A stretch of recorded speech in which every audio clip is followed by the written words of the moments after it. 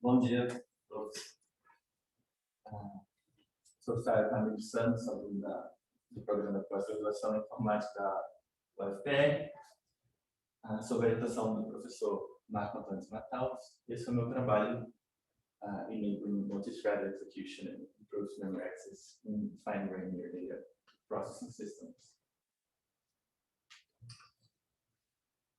Nós estamos vivendo na era do Big Data, né,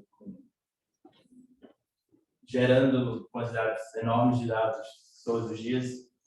Esses dados todos precisam ser processados, muitos deles são dados que não são estruturados, precisam ser categorizados. Outros até são estruturados, mas eles existem em quantidades tão massivas que esse tamanho se torna um desafio. Em outras situações ainda, a gente tem, né, que a gente precisa que o processamento desses dados ele seja rápido, né? A gente precisa de resposta em tempo real para que essas respostas elas sejam úteis para a gente.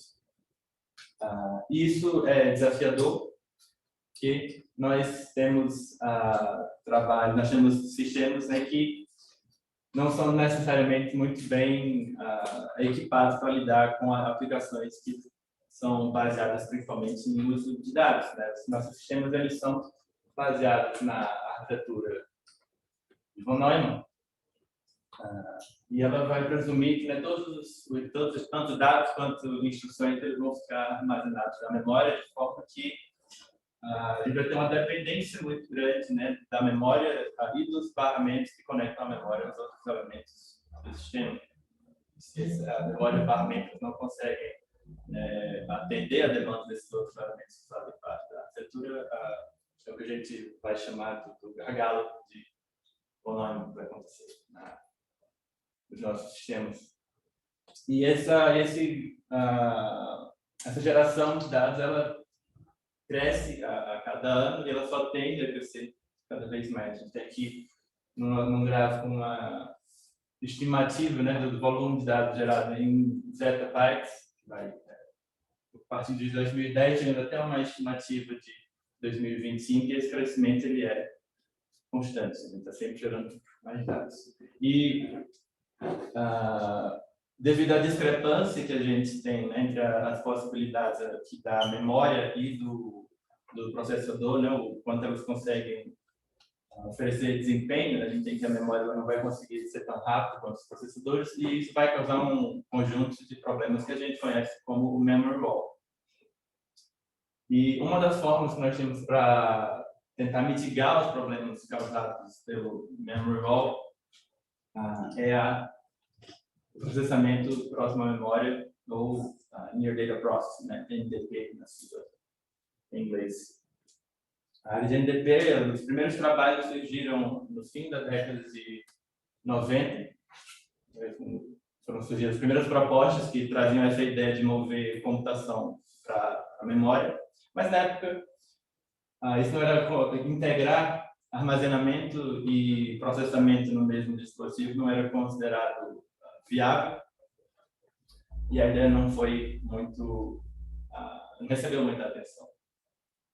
Isso mudou no início da década de 2010 com o surgimento da tecnologia de True Silicon Via, né, que permite a integração vertical de circuitos, depois com o surgimento subsequente das memórias 3D, que fazem exatamente isso, elas integram de forma eficiente várias camadas de DRAM para armazenamento, uma camada lógica onde se pode implementar processamento.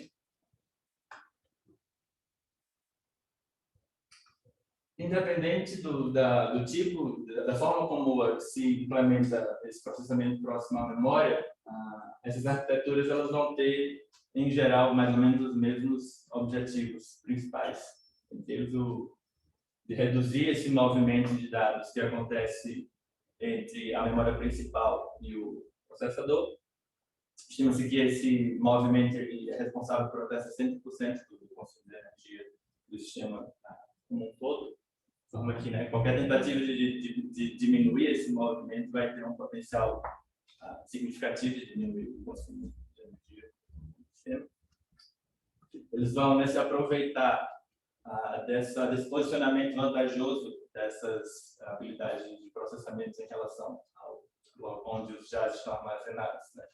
Para fazer melhor uso da largura de banda que a memória principal consegue oferecer, que vai melhorar o desempenho, principalmente de aplicações que fazem streaming de dados, e também melhorar a eficiência geral dos recursos do sistema, diminuir a poluição da hierarquia de cache, quando evita de transferir dados de aplicações que fazem streaming de dados, que, portanto, não vão se beneficiar da cache, né? E assim, a gente tem um conjunto de desafios que também são comuns às arquiteturas de processamento próximo aos dados, como, por exemplo, como é que a gente programa para esse tipo de arquitetura, esse tipo novo de arquitetura que tem esse elemento novo separado do processador, que vai ser útil para situações específicas, como é que a gente oferece às nossas aplicações, né? Uma forma de usar esses recursos. Como é que a gente mantém a coerência de cache, considerando que a gente tem também agora esse segundo elemento, a gente tem esse segundo elemento de processamento que vai acessar o espaço de memória do sistema, né, separadamente, e como é que a gente suporta endereçamento virtual, né, como é que a gente faz a transição de endereços que são usados pelas aplicações. Um outro desafio que a gente tem é a manutenção da consistência sequencial do sistema, de uma forma geral, quando a gente adiciona um elemento de NDP.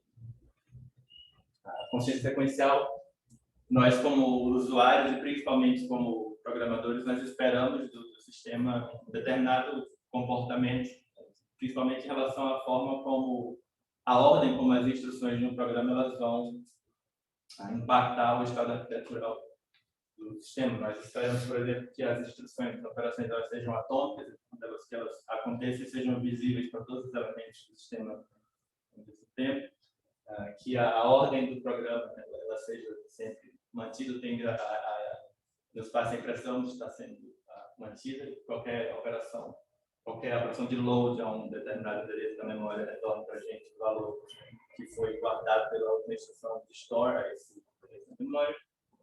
E a gente tem que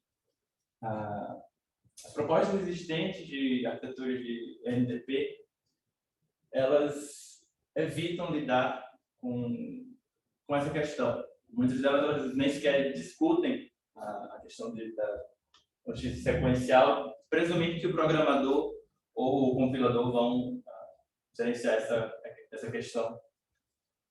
E aqui que a gente coloca a nossa principal contribuição. Nós propomos fornecer consistência sequencial ao implementar exceções precisas próximas de dados.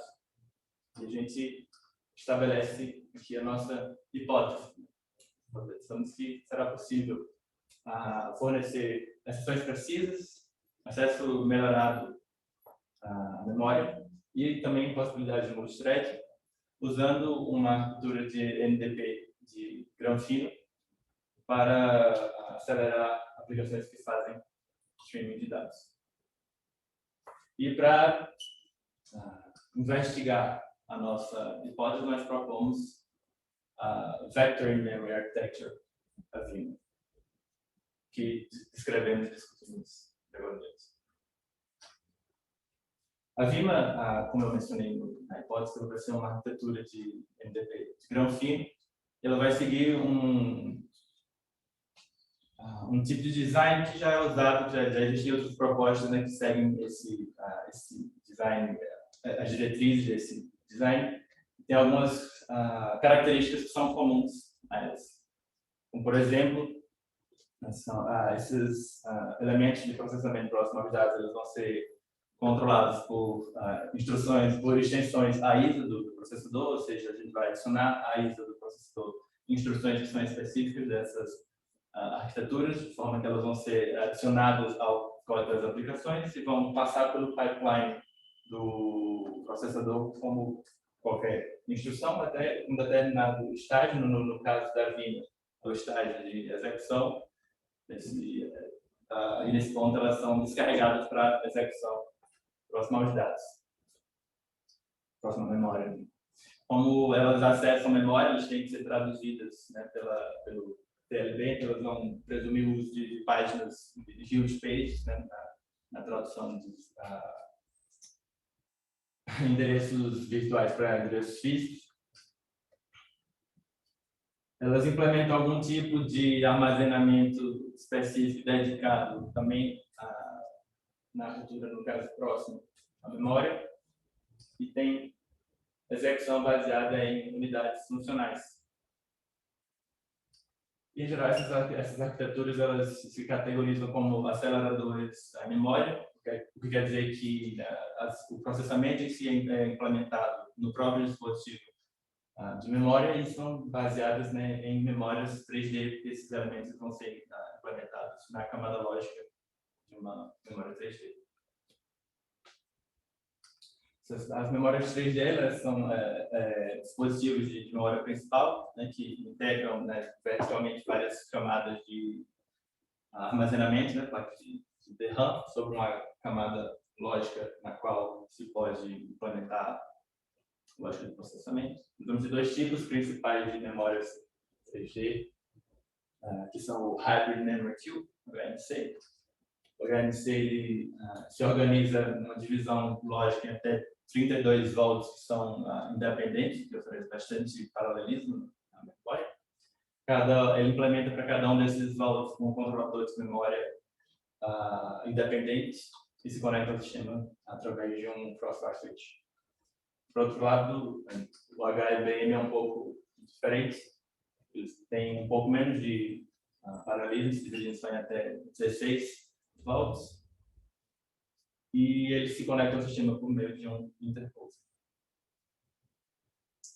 Dentre os nossos trabalhos correlatos, vamos aqui mencionar dois que mais se aproximam da VIMA.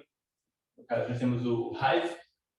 Hive significa HMC Instruction Vector Extensions, é um trabalho de 2016. Ele implementa um banco de registradores próximo à memória para armazenamento de dados. Ele funciona especificamente com a memória 3D do tipo Hybrid Memory Cube e ele implementa instruções que usam grandes vetores como operandos. No caso do Hive, operandos de 8K. Já o Hype, um trabalho bem similar. Hype significa HMC Instruction Predication Extension, um trabalho de 2018. Também implementa um banco de registradores para armazenamentos, também é dependente do Hybrid Memory Cube, mas para as duas instruções ele usa operandos bem menores, 256 bytes. E em relação a esses trabalhos do estado da arte, nós trazemos algumas contribuições. Primeiro, a gente quer que a nossa arquitetura ela seja agnóstica em relação à memória, não dependendo de funcionar só no HMC ou no HBM. A gente vai também implementar exceções precisas e oferecer possibilidades de multithreading ativo com múltiplos cores, né, acessando as possibilidades de processamento próximo da memória com conhecimento. Ao mesmo tempo que a gente mantém os benefícios que essas arquiteturas já existentes elas oferecem, como a redução no tempo de execução e no consumo de energia quando rodando aplicações que fazem principalmente streaming de dados, também melhorando a extração de vazão de dados da memória principal, né, se aproveitando melhor da arquitetura que ela oferece.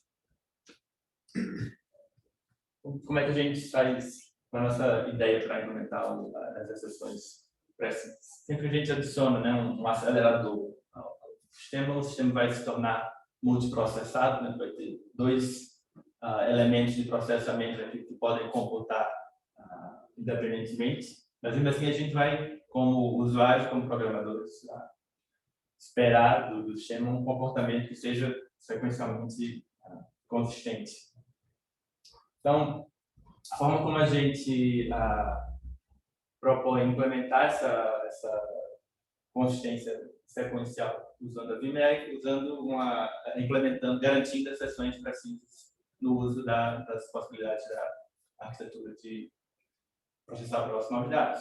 E uma forma bastante simples de fazer isso, considerando que a gente está trabalhando com uma arquitetura que é controlada por instruções que vêm do processador e vão passar pelo pipeline e ser alocadas no reorder buffer, como qualquer instrução. É só permitir que essas instruções elas sejam descarregadas para a execução próxima de dados quando elas se tornarem a cabeça do reorder buffer. De forma que a gente garante que a execução dessas instruções ela vai ocorrer estritamente em ordem, né? Só uma instrução de cada vez, mas que também vai limitar o desempenho que a gente vai conseguir atingir, porque a gente vai ter a garantia que entre uma instrução que vai ser descarregada para a execução próxima à memória e a próxima, sempre vai haver um gap, sempre vai haver um pequeno espaço de tempo entre o momento que uma instrução termina sua execução e o momento que a próxima anda pelo reorder buffer e é descarregada para o dispositivo que pode executar. Faria com que a gente deixasse performance, né, deixasse desempenho na mesma. Né? Utilizar e não estamos. Esses trabalhos, os trabalhos do estado da arte, dos nossos correlatos, nenhum deles implementa qualquer tipo de comportamento que garanta essas precisas.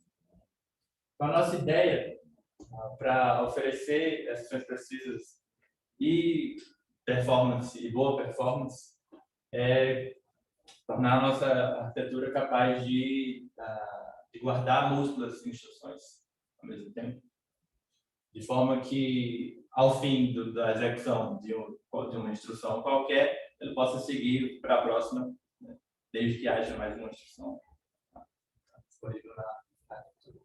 E para isso a gente inclui, né, como um dos elementos da nossa arquitetura, um buffer de instruções que vai guardar as instruções que vão sendo descarregadas para a execução próxima à memória. De forma que a gente vai passar a permitir que essas instruções elas sejam descarregadas para a nossa arquitetura, mesmo que elas não sejam ainda a cabeça do hop.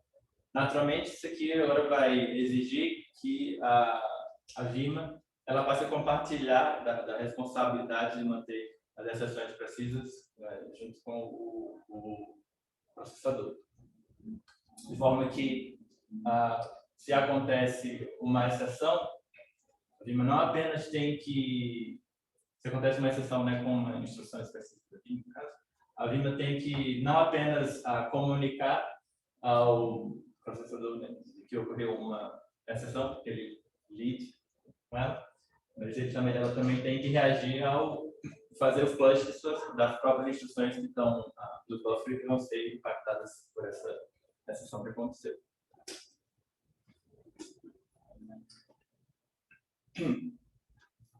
Nós tornamos a Vima agnóstica em relação à memória no momento que nós escolhemos implementar o nosso sequenciador de instruções fora da memória 3D. O sequenciador de instruções é o elemento da arquitetura que vai observar quais são os operandos das instruções e que vai emitir as requisições de dados para a memória, vai fazer o fetch dos dados da memória. O que acontece aqui com as memórias 3D, né, HMC e HBM, a forma como elas lidam com isso é um pouco diferente. Enquanto o HMC ele implementa controladores de memória dentro da memória, controladores independentes para cada um dos seus vaults, o HBM ele implementa isso fora do dispositivo. De forma que, quando os nossos trabalhos de estado da arte que nós estamos considerando implementam seus sequenciadores de instrução dentro da camada lógica da memória 3D, eles só conseguem se comunicar com o HMC. Quando a gente escolhe implementar esse elemento da arquitetura fora da memória, a gente consegue se comunicar com qualquer um dos dois tipos de dispositivo. Em relação ao armazenamento de dados que a gente faz os operandos da nossa arquitetura, nós escolhemos usar para isso uma memória cache implementada na camada lógica da memória. Os nossos trabalhos correlatos, eles, ambos os artigos que nós estamos citando na apresentação, eles implementam bancos de registradores. E os bancos registradores, eles têm alguns benefícios, como acesso mais rápido aos dados, eles vão ter registros menores de área e de consumo de energia. Mas a nossa escolha de usar uma memória cache, ela tem alguns benefícios que são bastante valiosos para a nossa proposta. O principal deles dá a possibilidade de implementar um mecanismo de alocação transparente dos dados na memória cache. Se nós tivéssemos, por exemplo, um banco de registradores, se nós implementássemos para armazenamento um banco de registradores na Vim. Se em qualquer momento nós tivéssemos no nosso buffer duas instruções que determinam que seus operandos eles devem ser alocados nos mesmos registradores, como nós temos aqui, duas instruções que estão determinando que seus operandos devem ser alocados aos registradores 1 e 2, nós teríamos que os operandos da instrução X, os operandos da instrução Z, eles nunca poderiam coexistir dentro do banco de registradores, a não ser que nós implementássemos uma etapa no estágio de rename próximo à memória também, o que aumentaria a complexidade do dispositivo. Já quando a gente escolhe usar uma memória cache, a gente não tem esse problema, porque a alocação dos operandos em linhas da cache ela vai ocorrer de forma transparente. As instruções elas vão precisar os endereços desses operandos e a cache já vai implementar uma política de substituição e vai alocar esses operandos de forma transparente para a gente. E essa possibilidade nos torna capazes de otimizar ainda mais o uso da memória 3D, considerando que a gente tem não apenas instruções, várias instruções disponíveis para a gente no dispositivo, a gente garante instruções precisas e está usando uma cache com a política de substituição gerida pelo próprio hardware. A gente, nessas situações em que nós podemos ter os operandos de várias instruções que nós conhecemos ao mesmo tempo alocados na memória, nós podemos também fazer o carregamento desses dados, o fetch desses dados da memória para a arquitetura fora de ordem. Mesmo mantendo a execução e o commit das instruções estritamente em ordem, a gente consegue melhorar o desempenho aqui fazendo essa busca pelos dados fora de ordem. Temos que a gente tem aqui no nosso buffer uma instrução X que vai precisar dos endereços de seus dois operandos. Vão ser alocadas duas linhas na cache e vai ser iniciado o fetch desses dados. Chega uma próxima instrução acessando outros dados em outros endereços da memória. Esses dados, esses vetores, eles podem ser alocados na cache e o seu fetch iniciado também, o que vai nos possibilitar manutenção da pressão sobre a memória, buscando extraindo mais da sua largura de banda, extraindo mais vazão do dispositivo de memória. Nós fizemos um experimento para ilustrar o potencial desse mecanismo. E aqui nós temos alguns resultados. Estamos comparando aqui uma versão da nossa arquitetura que implementa exceções precisas, mas não implementa o mecanismo load ahead, e uma versão que implementa. Aqui no gráfico nós temos no eixo X o tamanho das entradas do nosso experimento e no eixo Y em quantas vezes o tempo de execução foi acelerada em comparação com um baseline de x86 de 16 threads. A memória que a gente está usando para essa simulação é o HMC 2.1 e a aplicação é o Memory Set, uma aplicação simples que vai percorrer um vetor na memória, setando todos os elementos de dados para o mesmo valor. A gente vai ver aqui que para os resultados aqui, as barrinhas brancas, a gente tem o resultado da Vim que não implementam o comportamento de load ahead. Se a gente observar o resultado da nossa maior entrada, que é a entrada de 64 megas, o tempo de execução ele cai. A gente já está acelerando a execução em quase 2 vezes, quase faltando pela metade do tempo de execução em comparação com com o nosso baseline, o que já é um resultado bastante positivo. Mas se a gente utiliza o mecanismo load ahead, que são as barrinhas pretas, a gente acelera essa execução em quase 4 vezes. Essa diferença, essa discrepância no resultado se dá justamente pela nossa habilidade com o mecanismo load ahead de se aproveitar melhor da vazão da memória. No caso aqui do resultado da Vima sem o mecanismo load ahead, a nossa vazão média é de 127 GB por segundo, enquanto com o mecanismo load ahead a gente chega a uma vazão média de 267 GB por segundo, de acordo com as nossas simulações. Ou seja, a gente mais que dobra a vazão que a gente consegue extrair. E, finalmente, para oferecer multithreading, o maior desafio de oferecer multithreading no contexto de um arquivo de NDP desse tipo é como a gente mantém os threads separados em relação ao espaço de memória dedicado que a gente tem. Como o espaço de memória nesse tipo de arquitetura, né, da memória dedicada, vai ser bem limitado, é muito fácil que ocorram, né, colisões. Mas quando a gente explora implementar armazenamento com uma memória cache, a gente já tem uma solução para isso, né, na forma da política de substituição, né, e da alocação gerida pelo hardware, o que mantém os threads separados já por design.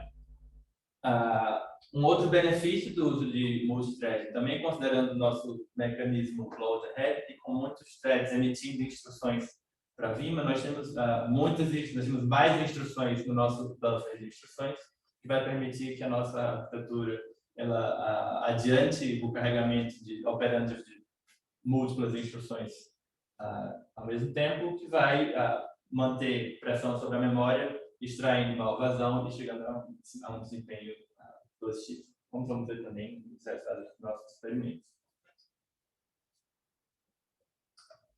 Para avaliar a Vima, nós vamos comparar o desempenho da Vima com o de um baseline moderno de 16 cores, 16 cores da arquitetura Skylake da Intel, dando 2 GHz, com uma last level cache de 16 megas e uma memória principal HMC 2.1. Todas as memórias principais que nós consideramos, o HMC 2.1 é o que mais favorece o baseline. Então, nós escolhemos ela para criar o pior inimigo possível para a Vima nos nossos experimentos. Já a Vima está rodando no sistema com apenas um core, idêntico a um core do baseline. Ela vai usar uma cache dedicada de 256 KB e a memória principal vai variar entre uma configuração do HMC e uma do HBM. Para todos os nossos experimentos, nós utilizamos o OPS, que é o nosso simulador do nosso grupo de pesquisa.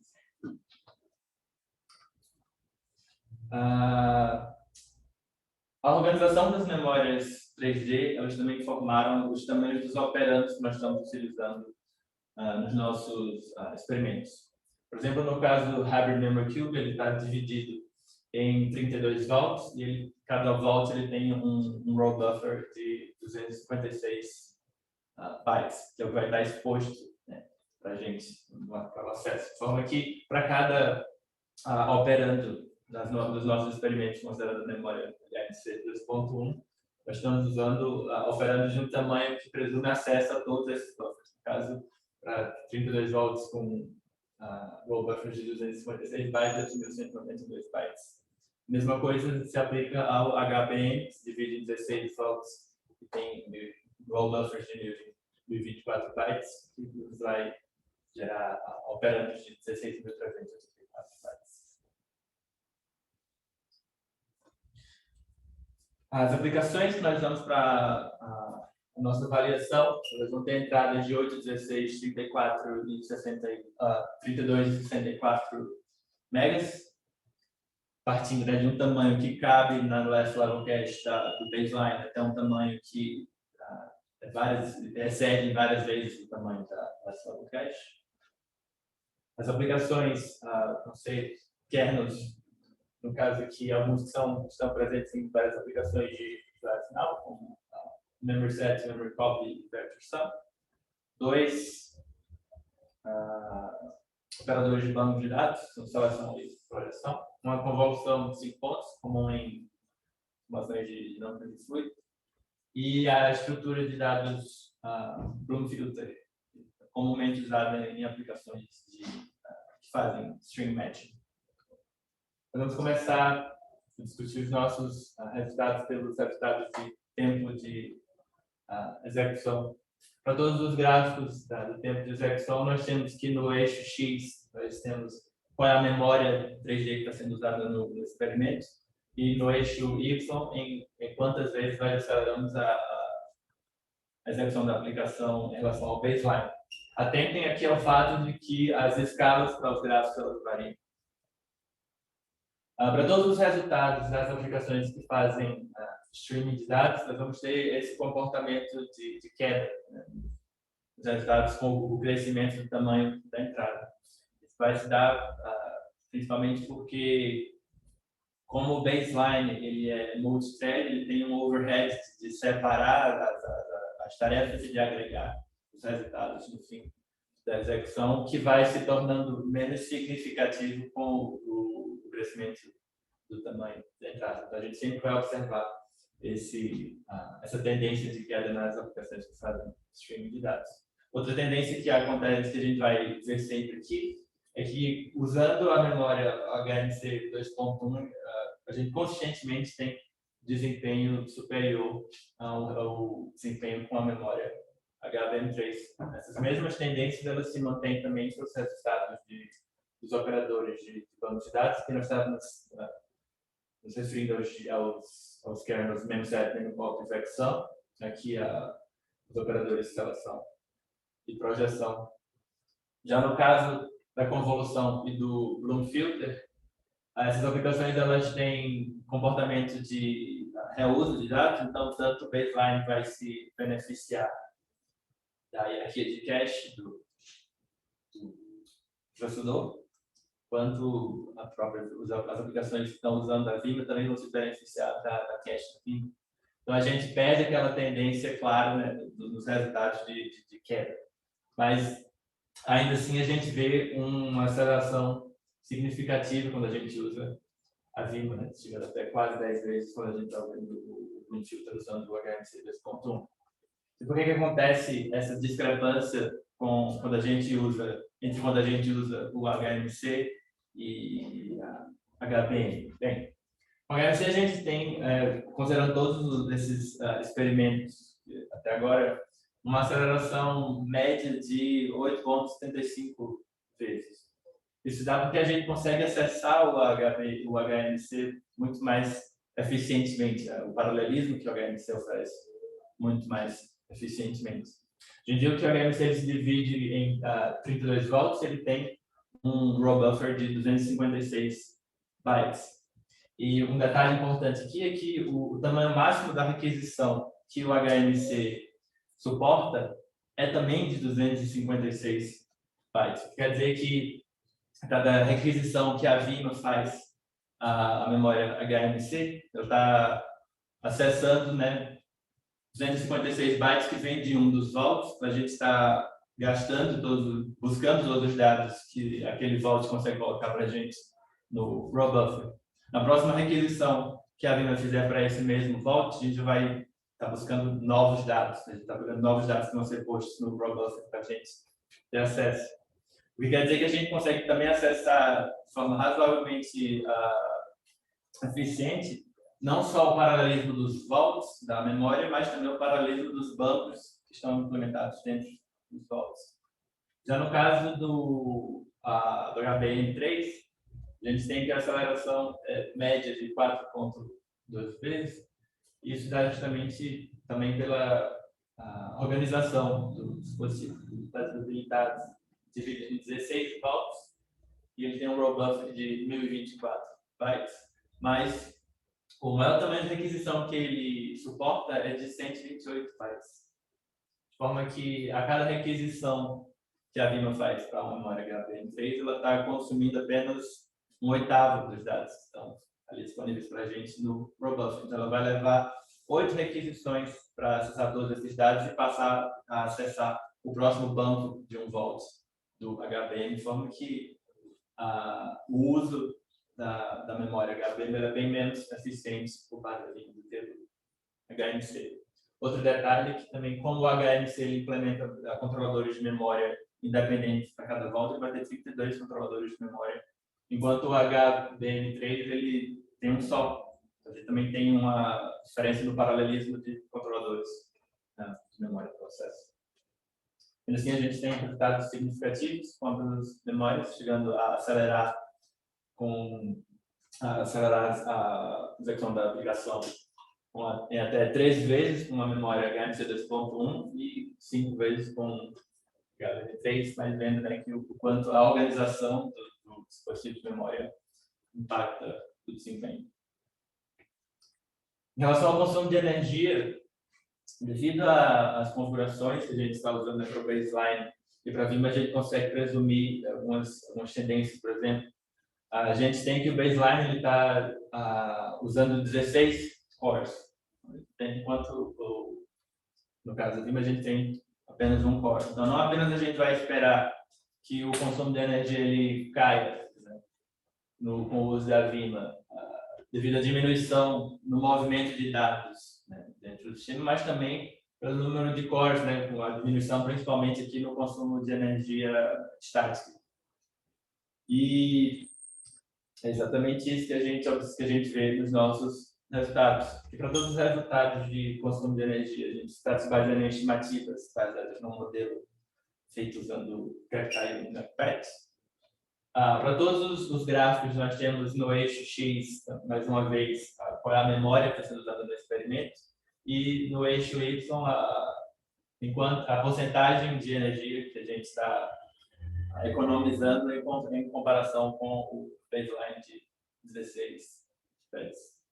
E a gente vai ter aqui para todos os resultados, aqui no caso para o BM7, NIMFOP e VEXAM, que a economia de dados vai ser de pelo menos 80%, por todos os casos que estão usando o HMC 2.1.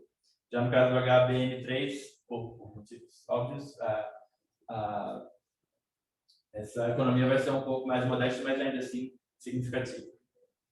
O mesmo padrão se mantém para quando a gente considera aqui as aplicações de operadores de banco de dados, né, instalação e projeção, e também para os casos para convolução e para o Bloom Filter.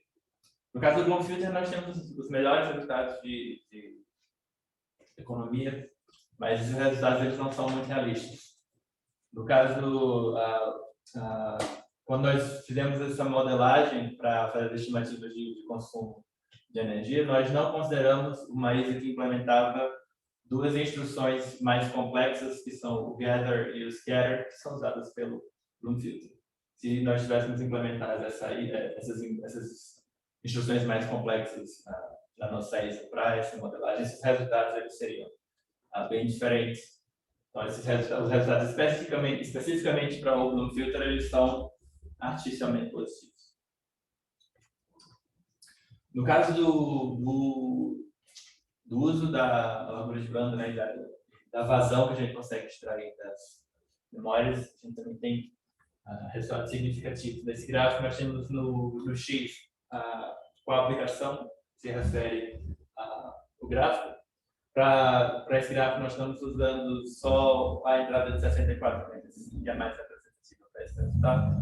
No eixo Y, nós temos a vazão de dados que a gente vai conseguir extrair da memória em gigas por segundo.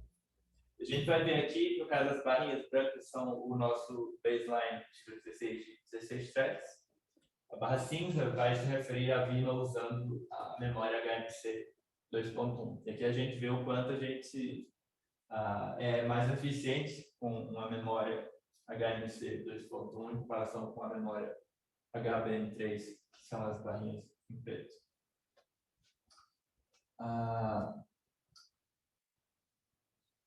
relação ao nosso baseline de 16 threads, a gente vê aqui o melhor caso, que é no MEM7, a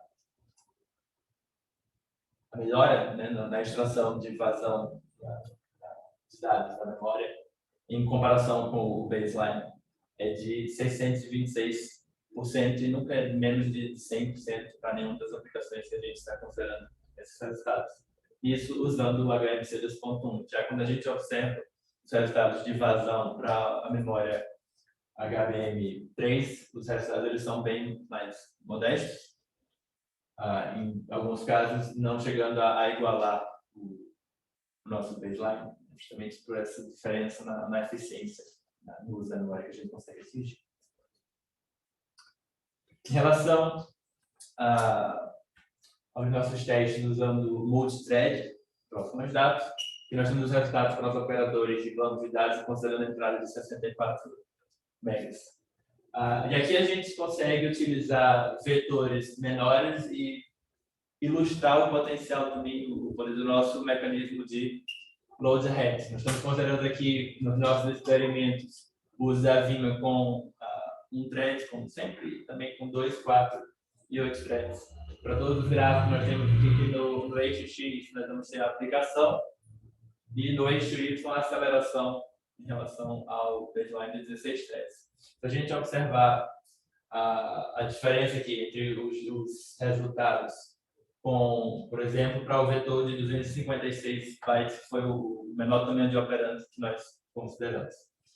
A Vima rodando com um único thread, rodando com 2 threads, a gente tem um resultado bem mais positivo com múltiplos threads. Isso acontece justamente porque a gente vai ter múltiplos threads enviando instruções para a nossa arquitetura, de forma que a gente tem muitas instruções no nosso buffer de instruções, que dá bastante material, né, para adiantar a busca por dados na memória usando o mecanismo overhead, assim extraindo vazão da memória e conseguindo ter um desempenho positivo, né, mesmo com um tamanho de vetor bem menor. Antes a gente estava considerando um tamanho de vetor de 8.192 bytes. Todos esses resultados, que no caso do multithread, também estão considerando a memória HMC 2.1 especificamente. A gente vê o quanto a gente é mais eficiente, né, em extrair, o quanto a gente é eficiente em extrair vazão da memória também aqui nesses resultados relacionados à vazão. Dessa vez, mais uma vez, no eixo X, as aplicações, e no eixo Y, a vazão que a gente está conseguindo extrair em gigas por segundo. E mesmo usando um vetor 8 vezes menor do que nós estávamos considerando antes, né, um vetor de 1024 para os nossos 1024 bytes para os nossos operandos, nós conseguimos extrair, com a Vima usando 8 threads, uma vazão de até quase 175 GB por segundo. Finalmente, nós também comparamos a Vima com um dos nossos trabalhos que nós estamos considerando como estado da arte, que no caso o Hive tem um design bem similar ao da Vima, mas usa, né, um banco de registradores para armazenamento. Ele não implementa exceções precisas. Ele tem uma ISA mais limitada que a Vima. Ele é dependente do HMC e ele não oferece multithreading ativamente.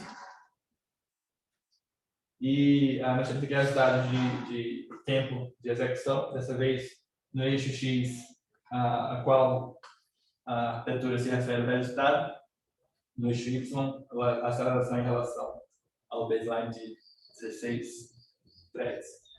No caso, a gente só tem resultados aqui para o MEM7, o MEMPOP e o FEXAM, porque as outras aplicações elas utilizam instruções que não são implementadas pela ISA do Hive. E aqui nos nossos resultados nós temos que nós conseguimos também acelerar a execução dessas aplicações em relação à Vima, para o MEM7 sendo 153% mais rápido, 140% para o MEMCOP e 32% para o FEXAM.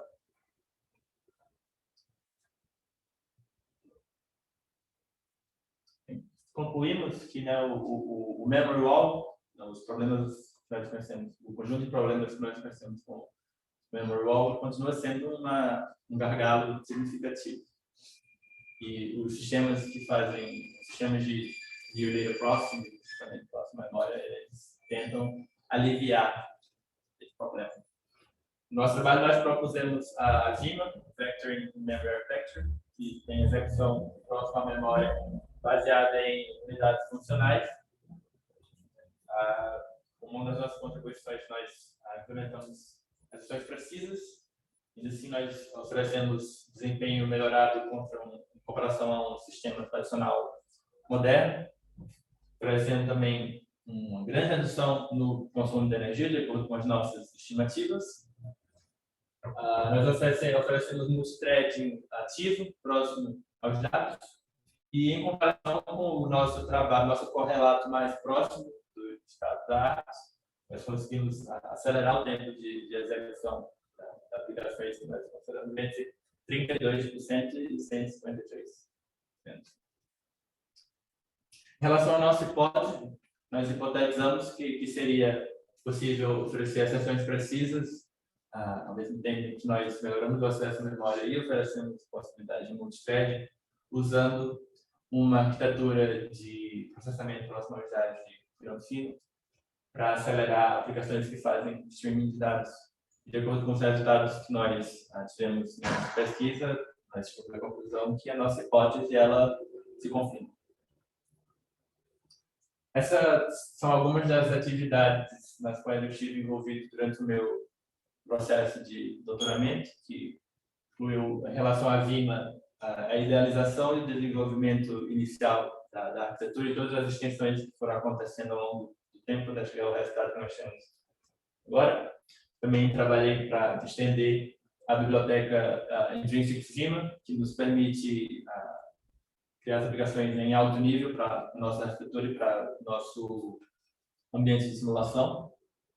E também para criar criei todas as aplicações que foram usadas no trabalho. Em relação ao nosso ambiente de simulação, o nosso simulador também fiquei responsável pela modelagem de todo o sistema de memória principal e da simulação das arquiteturas Hive e VIMA, além de também estender o nosso gerador de traço, que é usado para gerar novos traços, que são as entradas dos simuladores. Todos os experimentos usados tanto na apresentação quanto no texto da tese, todas as análises de dados também usadas no texto da tese. Também participei como colaborador em vários artigos pela nossa pesquisa e também fui o primeiro autor de vários deles. Essa é uma lista das publicações geradas que estão relacionadas ao meu trabalho. Eu fui o primeiro autor em 3 delas. A 8ª aqui, a última publicação, a gente ainda está aguardando resultados. Muito obrigado pela atenção de vocês.